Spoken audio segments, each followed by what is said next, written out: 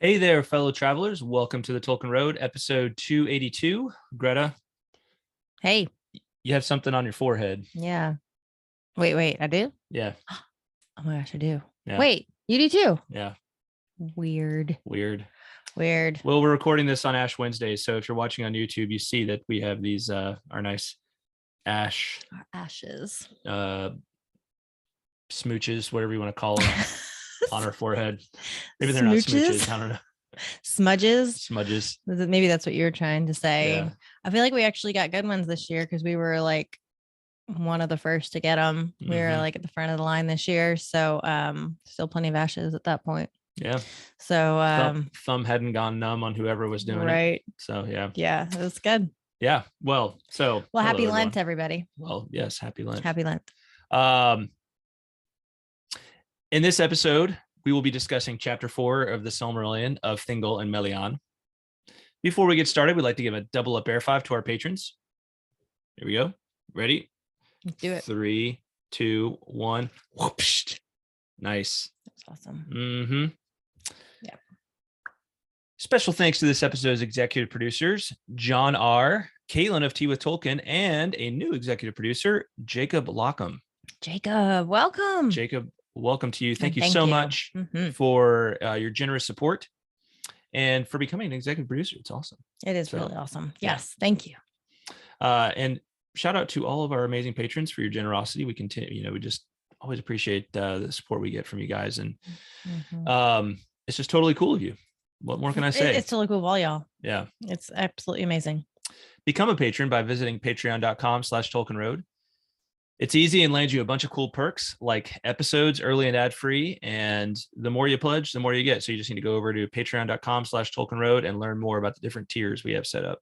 You can find out pretty cool things in there. So something for everybody, I think. Indeed. Indeed. Yeah. If you're watching on YouTube, hit that like button. Do it right now. Hit that like button. Come on. Don't wait. You already know you're going to like it. So just hit that like button. Right. And also hit that subscribe button. Right. You know, you're going to want to subscribe. Just go ahead and do it. Right. You can always unsubscribe in the future if you want, but you're not going to want to. So just hit that subscribe button. Right. Yeah. So, and speaking of YouTube, this month's live stream being March 2022 is going to be on March 23rd, Wednesday, March 23rd at 8 p.m. Eastern, 7 p.m. Central. This February, we kind of decided at the last minute when we were going to do it, but we're trying to get a few weeks notice now. So mark your calendars, tell the whole world. We'll be talking all things Tolkien on March 23rd at 8 p.m. Eastern, 7 p.m. Central. We had a great time this last time around. Biggest live stream yet. And just had a great time interacting with everybody as we went through like correspondence, talking about the Rings of Power and the Silmarillion. So it's a good time. It was great. Just a lot of fun. A lot of participation, and maybe we'll get even more of you guys on there this time since we're giving you more notice. So join us. I should hope so. It's going to be a blast. I think we even maybe said something about having beer or something on this next one. Did we? I think we did. Okay. Some kind of beverage. Yeah. Yeah. Only if you're over 21 or above the legal drinking age in your own country. Exactly. Yes. So, thank you for clarifying. Yes. All right. So our Tolkien quote of the week, Silmarillion chapter 4. Here you go. And of the love of Thingol and Melian, there came into the world the fairest of all the children of Ilúvatar that was or shall ever be. Boom. So we'll talk more about this in the episode, but that kind of encapsulates the point of this chapter right there, right? Like, why is there this special chapter, seemingly special chapter carved out in the Silmarillion? It's because it lays the groundwork for something very important. Something very important to come. Greta? Someone very important to come. Yes, John. Are you ready to discuss the shortest chapter in the Silmarillion? I'm ready. Right. Ready as I'll ever be. Let's do it. Let's do it. So with Melkor imprisoned in Mandos and the elves on the way to the Blessed Realm, we pause to consider a brief love story that lays the groundwork for a considerably epic love story later in the Silmarillion. Like chapter 2, chapter 4 doesn't so much advance the plot from the previous chapter as it provides explanatory detail that will come into play much later. So more foundation laying. Absolutely. Yeah. It may be a very short chapter, but there's a lot of really interesting stuff in here.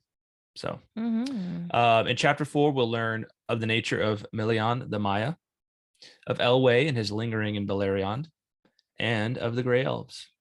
So Exciting. And I've got my disclaimer that I've been saying on the our Silmarillion episodes as of late. You can't cover everything, but pretty much this one's short enough where you can cover pretty much everything. Cover everything. But then again, Tolkien has a way of just putting little details in there that not everybody picks up on. So even after you've read it as many times as I have. So if we do miss something that you think's cool, let us know. Yeah. All right. So Melian, who was she? Well, she was a Maia of the race of the Valar. We learned about the Maia in Valaquenta several episodes ago. And says she dwelt in the gardens of Lorien. And among all of his people, there was none more beautiful than Melian. So you remember that the Maia were kind of attached to a specific Valar, right? They had association with specific Valar. And sometimes they actually were kind of like of a particular Valar, but then they like to hang out with other Valar, right? They kind of wanted to spend time with that different Valar. But Melian, she is. Wait, who is Melian's Valar? Well, we'd have to go back to. So whose gardens is this? This is confusing to me. So Lorien is one of the name. Lorien is one of the names of. Is an alternative name of Irmo. So we're going to talk about this, right? I didn't know that. Yeah. So sorry. And do you remember what Lorien or Irmo is the Vala of? Irmo. Oh, not to be confused with Ulmo. No. I know Ulmo is the sea, and Irmo, is he the land? Like, does he ride horses? No, that's Orome. Dang it! I should know this by now. So tell me, who is he? Irmo the Younger is the master of visions and dreams. And Lorien are his gardens in the land of the Valar, and they are the fairest of all the places in the world, filled with many spirits. So you remember that these two were the Feantur, like, so Namo and Irmo are the Feanturi, right? They're like they're these like they're masters of spirits, they're brethren, and they actually have alternative names that we know them better by, right? So Namo is Mandos, right? And Lorien is Irmo, right? Or Irmo is Lorien, right? So they're oftentimes called by the names of the domains which they govern, right? The realms that they govern. So Namo is the proper name of Mandos, but we always refer to him as Mandos because that's the area he rules, right? And then Irmo, is the ruler of Lorien. So this is Lorien is this beautiful kind of like garden paradise within the blessed realm, and Irmo himself is the master of visions and dreams. So I think that's pretty interesting to note from the outset, because this chapter deals a lot with with the power of dreams, I'd say, right? I think we see a good bit of that in this chapter. So that's who Lorien is. Melian, back to her. She's beautiful, wise, and skilled in songs of enchantment. All right. So a whole lot there in just those first couple of lines. Now, this word enchantment occurs several times in this chapter. Enchantment is not just a word that Tolkien throws out. It's actually a very important Tolkienian term. So, and it has its importance because of his essay on fairy stories, which came out in the late 30s, just after he'd written The Hobbit, and just as he was kind of laying the groundwork in his mind for the sequel to The Hobbit that would become Lord of the Rings. And really, in that essay, he goes through and he just talks about why fairy stories matter, right? Why fairy tales matter, why fantasy stories, as we would more call them today, matter so much. And one of the important things he talks about is the power of enchantment and what he means specifically by enchantment. So I wanted to read about this because I think it helps. I just think it's a good like framework to have entering into this. Okay. Because this is not just like, enchantment, right? Like that he just like, we might throw around as like this, like, I feel enchanted by this, but it's actually a loaded term for Tolkien. And it's not to be confused with magic. Am I correct? Well, No, that's another tricky term, but let's not go there, right? That's I was just remembering when we watched the Tolkien movie, the movie, yeah. that was kind of the big issue that you took with it. Yeah, that's you can go back and watch our review of the Tolkien biopic that came out a few years ago, and I was not particularly happy when they when Tolkien at the end is like looking in Edith's eyes, and he's just like says something about it's magic, and I'm like, that's, I mean, maybe he would have said that when he was younger, but his older self would have been like, what are you talking about? That's not what magic, magic is. Yeah, I only bring that up just to kind of just to reinforce the importance of this term has to Tolkien and how it needs to be correctly understood, I think, to completely understand his works. And I never want to lose sight that the more time I spend with Tolkien, the more and more it becomes clear to me that he was very particular about his words, right? Which words he chose. He did not just throw out words lightly in most cases. So the words that he used had particular meanings, and and that's to not, I mean, for somebody who was as accomplished a writer as he was, that shouldn't surprise us. So anyway, let me read about enchantment from On Fairy Stories. So he's in a section on Fairy Stories where he's talking about children and their reaction to fairy tales, but also how adults often view children and have kind of maybe their view of children is actually a little skewed, right? Like it's actually off base, and he's trying to provide a corrective to that. So one of the first things he does in this context is he talks about what goes on when we read a good fairy tale, we read a good story, like what the best ones do to our minds. And he says some people call it willing suspension of disbelief. But he says, but that doesn't seem to be a good description of what happens. What really happens is that the story maker provides proves a successful sub-creator. He makes a secondary world which your mind can enter. Inside it, what he relates is true. It accords with the laws of the world. Okay.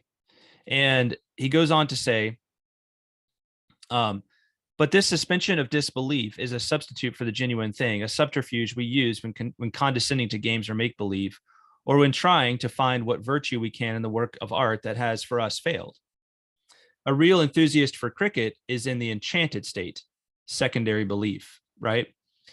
So he makes a distinction between this idea of like willing suspension of disbelief and enchantment, right? So and how he distinguishes it is saying the person who is enchanted has kind of forgotten the question of even, do I believe what I'm seeing, right? The person who, is just kind of like, humoring something, right? And it's just kind of like, okay, I guess I have to go through this, so I might as well just kind of suspend disbelief and, like whatever. That is not what good fantasy does in Tolkien's mind. Good fantasy causes us to enter into this sort of like enchanted state of mind where we can't even tell, like we just forget. It's not that we can't tell, but we forget that we're in a make-believe world, right? We forget that we're in a like make-believe place mentally, right? Because it's so real, right? So it's all consuming. Like it basically kind of envelops you and draws you in, mind, body, spirit, like everything. Yeah. And you think about like sometimes you have dreams where they're like you kind of quickly figure out you're in a dream, even if you're not out of it, right? But then there's other times you have dreams that just seem so real, right? You're like, wow, that dream just seemed completely real to me, right? And he uses the distinction in On Fairy Stories of somebody who like is a total cricket enthusiast and is just completely caught up in it, and somebody like himself who's just kind of like, well, I guess this is entertaining, so I guess I'll just watch it. But it's kind of like, I'd rather be doing something else, right? So there's a distinguishing, in those two things. And so I think we just need to keep in mind that like enchantment is this other level of our response to a make believe, to something like it, almost like something we can't believe is going on, or something, some creative thing that is happening in front of us, right? Some beautiful thing that is happening in front of us. Does that make sense? Yeah, it does. I think the question I found myself just thinking about now is, does this does this affect at all our ability to control our response to what's happening? Do you know what I mean? Is it so all encompassing that we almost, it's like an out of body experience almost, and we can't even really control our own response, that even our reason is suspended? Yeah, I don't know that it's like, I feel like that's almost a level of that's almost like sounds like a chemical altered state or something, like, or like chemically a altered state. hypnotic kind of thing. Yeah, like I'm not sure that Tolkien would quite raise it to that level, but it's just like we find whatever we're seeing so beautiful that we forget that we need to suspend disbelief, right? Gotcha. It's like it's like there's something that's a little pretentious about saying, well, I'm just going to suspend disbelief, right? You're kind of like, well, I don't really believe you, but I'll just suspend my disbelief. I'll just pretend. Whereas I feel like the enchanted state, like they don't even care about the question of belief at that point. It's like, this is so beautiful, like that I've lost myself, right? Yeah. I think you still have your rational faculties, but it's almost like there's this enraptured thing that's going on, right? And it enhances it. Like your rational faculties are only enhanced. You know what I'm saying? Whereas I feel like maybe what you were describing sounds to me more like what happens to somebody when they're like on drugs or something like that, is they lose the rational faculty. And even though they're like, they may be feeling some kind of euphoria or whatever, like they lose that rational faculty. So I think, I don't think Tolkien would go that far with this, but I think he'd say that enchantment is just seeing something that's so beautiful that it enhanced, like it exalts every part of who you are, right? So yeah. So I thought it was worth a detour just to explore this concept. Though, no, right? It was really good. Yeah. No, because this term enchantment comes up several times in the chapter. Yeah. So let's go back. Sorry, were you gonna say something else? No, I was just gonna say that I want to kind of get further into the story, because I think you'll, like, as we start discussing it more, I think maybe my question will make a little bit more sense. Yeah. Good. Okay, so back to Melian. So Greta, can you read this description? The one in orange right here. Yeah. It is told that the Valar would leave their works, and the birds of Valinor their mirth, that the bells of Valmar were silent and the fountains ceased to flow, when at the mingling of the lights, Melian sang in Lorien. Yeah. So when Melian sang in Lorien, she sang at the mingling of the lights, right? And of the two trees. So that's the mingling of the lights we're talking about. And it was like it was must see TV, right? It was like she gets center stage. Yeah, it was like everybody's like, okay, it's time for Melian to sing, right? And everybody would go watch, right? So she had a beautiful singing voice, and that's that's important, of course, for what happens next. It says nightingales were always with her, and she taught them their song, and she loved the deep shadows of the great trees. This Maia sang so well that she taught the birds how to sing, right? That's how well she sang. Yeah. And it says she was akin before the world was made to Yavanna herself. And in that time when the Quindi awoke beside the waters of Cuivianen, she departed from Valinor and came to the Hitherlands, and there she filled the silence of Middle-earth before the dawn with her voice and the voices of her birds.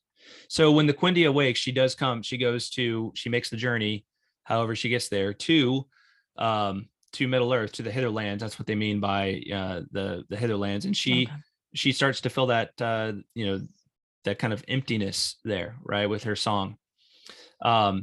So once upon a time, she lives in the Blessed Realm, but now she has moved to Middle-earth. And so she's one of these that makes Middle-earth a priority. She's one of these Ainu that does enter Arda and then makes Middle-earth a priority, because she's looking forward to the coming of the elves, and also to all the other creatures that are going to be in Middle-earth, right? So that's the time frame in which we're speaking about, that she first comes to Middle-earth. All right, and now we know a little bit about Melian, so let's talk about Elwë. So last chapter we learned about the three groups of elves who made the journey, who decided to go on this journey across the vast lands of Middle Earth, and then they were determined to get across the sea and go all the way to the Blessed Realm, right? So the first group that made it, right, the first group to arrive were the Vanyar, and then the second group was the Noldor. And the Noldor, do you remember the name of the Noldor king? I remember it was very similar to Elwë.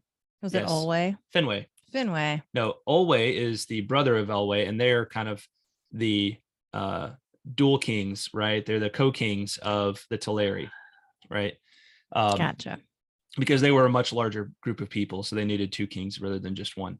So, anyway, the Vanyar have already made the journey. The Noldor are, it says, are residing. Where is it? It's I'm sorry, the Noldor are residing in the region of in the region that really will become known to us later as Doriath, but we have listed here the Neldoreth and the forest of Rhaegion. So in the west, of where the Teleri are. Yeah, and I'm gonna share this. I'm gonna share this image real quick. Give me 1 second, because I think it'll be a useful little. Hold on. Go and do the Jeopardy music. Sorry, I should have this queued up better. All right, here we go. You can stop. All right. I thought I had it. There we go. Yes, sure? There we go. Okay. All right, everybody. There you go. So there's that map of Beleriand. So the Noldor at this time, the Vanyar have already made the journey to the west, and the Noldor are residing in the forests of Neldoreth and Rhaegion here, right? So this is this region that will become known as Doriath. Now the Teleri are residing in this region near the river Galeon, right? Now it says beyond the river Galeon, so I wasn't clear whether that means they're beyond it on this side or beyond it on this side. I think it means they're over here, closer to the Blue Mountains, closer to the the far east of the map. But that's where these, it's a long journey they've been making, and they have to stop and probably spend time recuperating, after large sections of the journey. So that's where these different groups of elves are. So the Noldor are obviously further along in the journey than the Teleri are. So it turns out that Elwë is really good friends with Finwë, right? And Finwë is the leader of the Noldor. Is the leader of the Noldor, okay. And he likes to go visit Finwë, right? He likes to go see Finwë, and so he's like, well, I can't, I got to let my people over here rest and do their thing for the until we decide to make the final leg of this journey. But I'm going to go visit my friend. So he would make this journey from this region of the river Galeon and to this region of Doriath. But in one time he goes and he enters this forest, this little batch of forest right here called Non-Elmoth, and that's where things happen. So sounds so ominous. Well, it's not ominous, but that's where he meets his destiny, I guess you could say. So yeah, he gets sidetracked in Non-Elmoth. Let's go ahead and read this section here. So Greta, if you could read starting right here. And it chanced on a time that he, Elwë, came alone to the starlit wood of Non-Elmoth.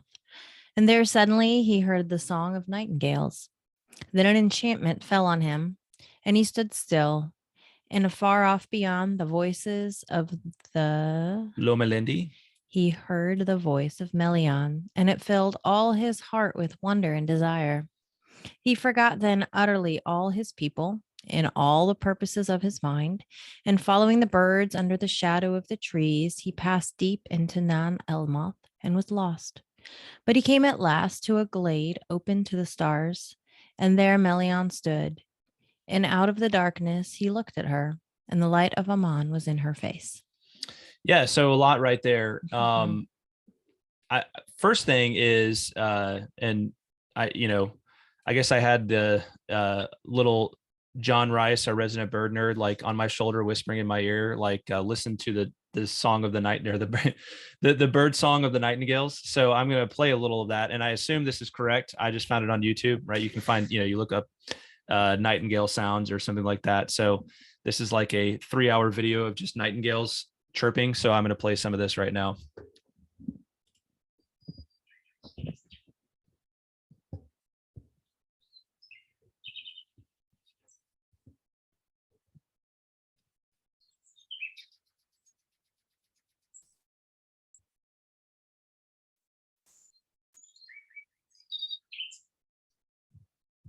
Yeah. I don't know where that is, but I want to go there, and I want to sit under that tree, and I want to read a book. Right. Exactly. Yeah. Very beautiful bird song there. I'll try to remember to link to this, 3 hours, in case, this sounds like the kind of thing where maybe if I'm just like need to get into a zone for work, I might just put this on. Right. Just really beautiful ambient noise there. And so, hey, John Rice, let us know if we got any of that wrong as far as what the nightingale actually sounds like. But that's YouTube said it was right. So who am I to question? But anyway, I'm just like, what would this sound like if you walked into this place and all of a sudden he hears the song of nightingales? And I thought it was worth exploring that briefly. So that's what he hears. And then it says an enchantment fell on him.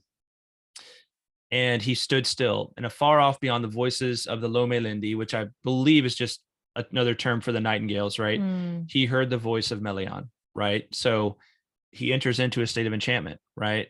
Like I take that again to mean this, like just forgetfulness, that he is no longer concerned about himself.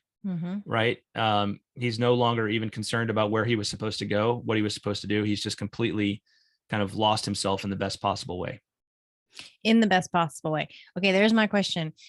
Because when I read this, I'll be honest, I felt a little sorry for him. Yeah. Because, and in fact, when I was like thinking about my haiku, I went through some different ideas, and I found myself thinking about him as a victim. Isn't that interesting? And then I was like, that sounds kind of negative. Like this is not a negative thing, but I guess that's kind of where my question was like, was this even fair? Like, I kind of feel like he was, that he didn't even really have a choice. He was almost and I hate to use the word spell because I know that implies magic, which I know there's a distinction, but it seemed to me like he didn't have a choice. So when you say he lost himself in the best possible way, and I'm really not trying to take issue with that per se, but I'm just kind of raising the question, like was this fair play here? Like, was this even like, how much of his, like, could he have resisted if he wanted to? Like, did he have any control over this situation? I have to think, I don't know that we can tell, but I have to think that this was a very powerful thing. Did he have control over the situation? I mean, I don't know. I don't know that he did have complete control. But was he I feel like, just imagine that you're just kind of like puttering along in life, and you, without much, and you have a certain purpose, but then you find something else, and all of a sudden it's like, no, this is my this is my purpose. Right. And, I mean, I think that's whenever you have to choose a certain love over another, then there's almost like there's this aspect of cruelty to it, right? Like that, you're just like, this is the thing, and I can't afford any more time or attention to this other thing. And so I don't read this as like a siren song, right? That this like I think and it did cross my mind too, right? Like there's like this siren songish sort of thing here, but of course the siren song was was with the aspect of like doing harm, right? It was the intentions were not good. Whatever you want to, if you want to call it enchantment, it was enchantment, but that was a false enchantment, right? It was going to actually lead you into harm, right? And really mortal harm. So, and in this case, obviously, yes, it does require Thingol to Elwë, not Thingol yet, but Elwë to forsake his previous journey, but to a greater end, right? And there's no indication that it's like he's committing an act of evil in doing this, right? No. And or that evil's even being done to him, right? So I think that matters in the context of it.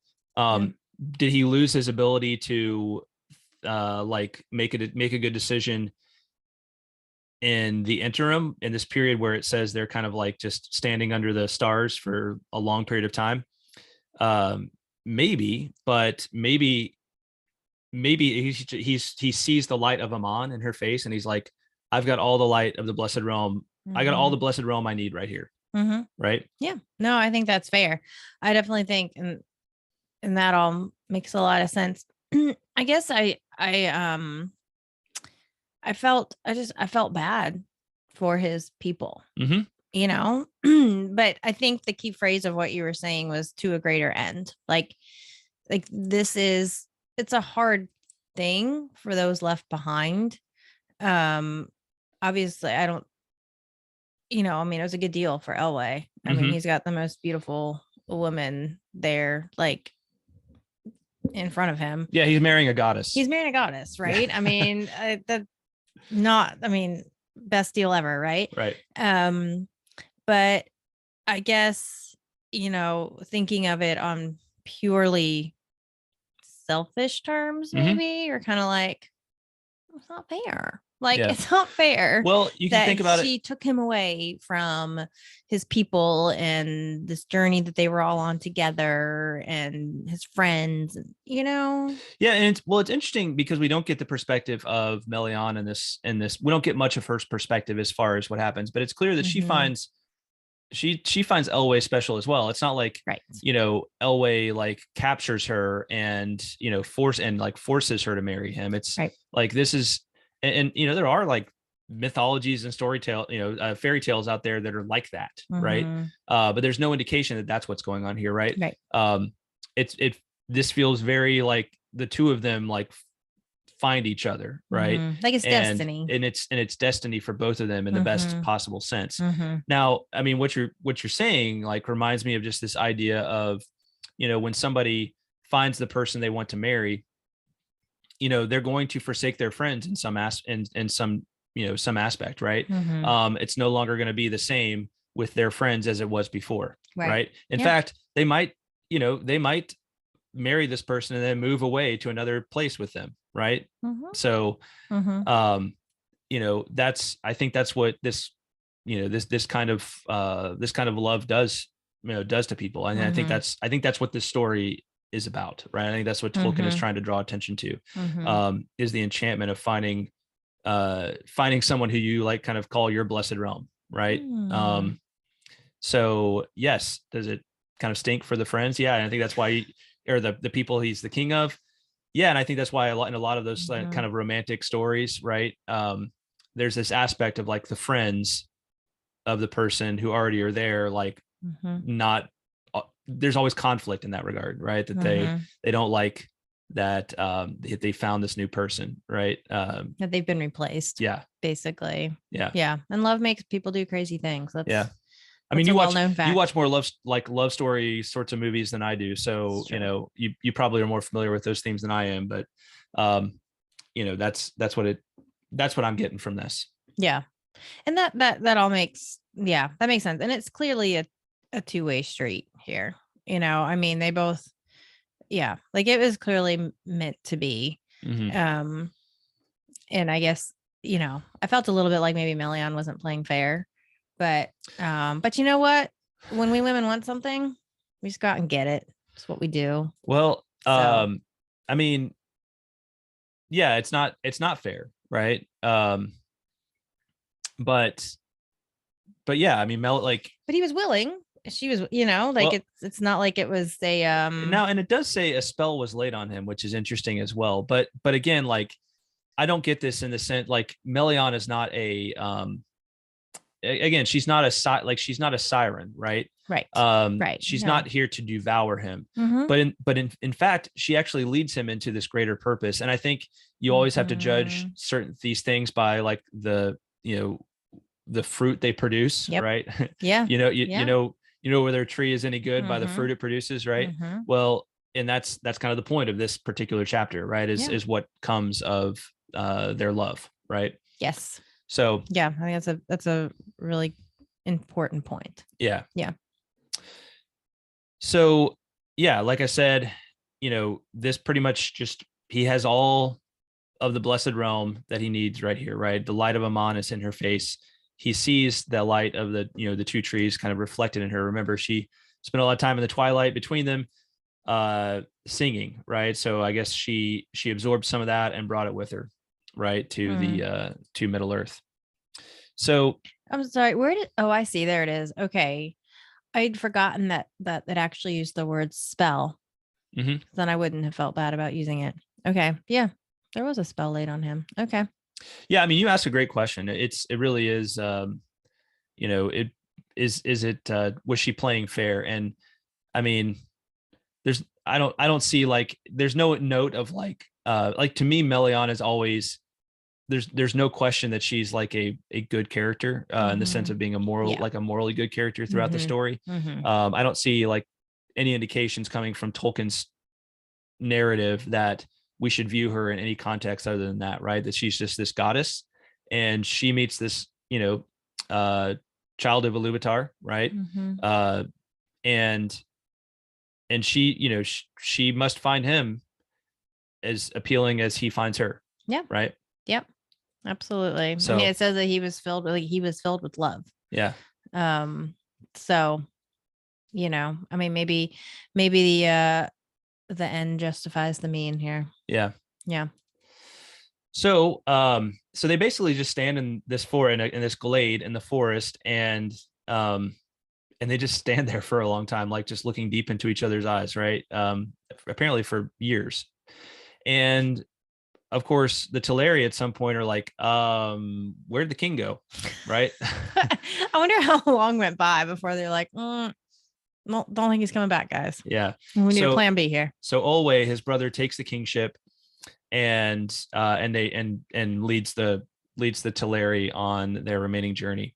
And it says Elwë Singolo came never again across the sea to Valinor so long as he lived, and Melian returned not thither while their realm together lasted. But of her there came among both elves and men a strain of the Ainur who were with Ilúvatar before Ea. So that's an important little note there. And I didn't understand what that meant. Well, that's basically just saying that, hey, we actually like certain characters are actually going to have the like part of their DNA, if you will, is Maia, right? Some strand of their DNA of their ancestry is Maia at this point. And because she is a Maia. Exactly. Yeah. Right. Okay. So if you want to know more about how this works, then you can go to the tables in the back of the Silmarillion, and you can see what this means, right? So the one I want to call your attention to is, in particular, is table 2, the descendants of Elwë and Elwë. And if you look on the right of this one, it says Elwë and marries Melian, and Luthien is their child. And you look down that strand far enough, and you're going to see Elrond, okay, on one hand, and you're going to see Arwen, and on the other hand, you're going to see Aragorn. So there you go, right? Aragorn, although pretty diluted by the time he's born, lots of subsequent generations have passed, but he has a little bit of the blood, if you will, of a goddess in him, right? The blood of a of this small d divinity. So Arwen and Aragorn are distantly related. Distantly. Yeah. Well, that's remember. So Arwen is like when Aragorn comes into the picture, Arwen's actually like like something like 2,500 years old, 3,000 years old, I think. But of course she's an elf, like she's a descendant of Elrond, so she is fully or at least like 3/4 elf, and very clearly immortal. And so Aragorn is descendant from Elros, right? Yeah. So in a way it sounds at first like they're kind of like close, like cousins, and it's like, well, that sounds like a little bit too close to cousins. But then you consider all the generations on the Elros side that came between Aragorn and Elros, and you're like, oh, this is like, it's like first cousins or something like that, but like 30 times removed. Yeah, something like that. It's legit. Yeah, that's all that matters. Yeah, it's legit. Yeah. It's not creepy. Yeah. So yeah, there you go. So that's what that line means. And it says, in after days, Thingol or Elwë became a king renowned, and his people were all the Eldar of Beleriand. The Sindar they were named, the Grey-Elves, the elves of the twilight. And King Greymantle was he, Elwë Thingol, in the tongue of the land. And Melian was his queen, wiser than any child of Middle-earth. And their hidden halls were in Menegroth, the thousand caves in Doriath. Great power Melian lent to Thingol, and who was himself great among the Eldar. For he alone of all the Sindar had seen with his own eyes the trees in the day of their flowering. So remember, he had been to the Blessed Realm already too, right? He had seen the two trees, and then he'd come back, and he was one of these ambassadors of the Eldar that went to the Blessed Realm and then came back to tell all of the other elves about it, try to inspire them to come to the Blessed Realm. So, don't pity him too much. He'd been there before. He'd seen, he'd seen it, loved it. And then he saw this, saw this goddess and was like, I've got all the light of what I saw there that I need there. And I love her. Right. So it's hard to pity him. So I think that's fair. And he became king of all of these elves that stay behind, right, in Beleriand. So there are a number of elves who don't make the final journey. They get all the way to Beleriand, but they don't make that final journey all the way to the Blessed Realm, and he becomes their king. Greymantle, right? They're the Grey-Elves. He's a Greymantle. So it's the idea of like, you have the light elves and the dark elves. The light elves are the ones that made it to all the way to the Blessed Realm. The dark elves are the ones that didn't even start the journey, right? Didn't even come close. And then you have the Grey-Elves. So it's kind of like the blend, the blending of the light and the dark, right? So and they behold Melian, who has some of the light of the Blessed Realm in her face as well, right? Which is why they're not totally in the dark. Exactly. They in the gray. Right. All right. So last line. We actually began with this line. Of the love of Thingol and Melian, there came into the world the fairest of all the children of Ilúvatar that was or shall ever be. And that's really what this chapter is setting the stage for. It's going to be several chapters before we really hear about this again. But when we get there, if you haven't read the Silmarillion before, you're in for what's one of Tolkien's best stories with that, right? Oh yes. This sets the stage for that. We will come across Thingol and Melian again before that. But that chapter of Beren and Luthien, which comes much later, is the stage that's being set here. So, which is one of the great tales of one of the great epic tales of the First Age. So yeah, for sure. Greta, anything else you want to point out? No, that was fantastic. All right. We did a good job. Yeah, I thought that was good, for a pretty short chapter, but there's a lot, just as with always with Tolkien, a lot in there, right? Oh, yes. So much. All right, haiku. Oh, ready? Let's do it. All right. Rock, paper, scissors, shoot. You win. Yes, I do. Paper, scissors. Yep. Okay. All right. You go first. Oh, me? Mm-hmm. Okay. Here's my haiku. I can find it. Yeah, here it is. Okay. Birds sing. Helpless he falls. Mastered by enchantment. A new life begins. Nice. That's good. Thank you. Works on a couple of levels. Yeah. That's kind of what I was going for. I like it. Yeah. Thanks, yo. All right. Here's mine. Maia Enchantress, King Elwë, subject to dreams, lost long together. Oh, I like that. Good. Yeah, I was pretty happy with that one. That was really good. Yeah. Yeah. Read a listener haiku. This one's from Redhawk, one of our patrons, one of our amazing patrons. Elwë didn't go. He saw once the trees, but now Melian is all. Ooh, I like that. That's good. That's really good. Definitely. Yeah. All right. So I think we got some other haiku. We'll probably plan on reading those on the next live stream. Make sure you send in your haiku for us on for future episodes. Hey, we're about coming to a close on this one, but don't forget to subscribe, rate, and review us on iTunes or the platform of your choice. If you're a 5-star fan of the Tolkien Road, you can really help us out by heading over to iTunes or your preferred source for the show and dropping us a rating and review. When you do that, it helps get the word out about the Tolkien Road, which helps us to keep on evering on. And shout out to our most recent 5-star review. Thought this one was pretty cool. I like reading reviews. Yeah, me too. This is from Hisatsu5 on Apple from February 24th. Necessary for me. 5 stars. Being extremely dyslexic and ADHD, I bought the audiobook of the Silmarillion.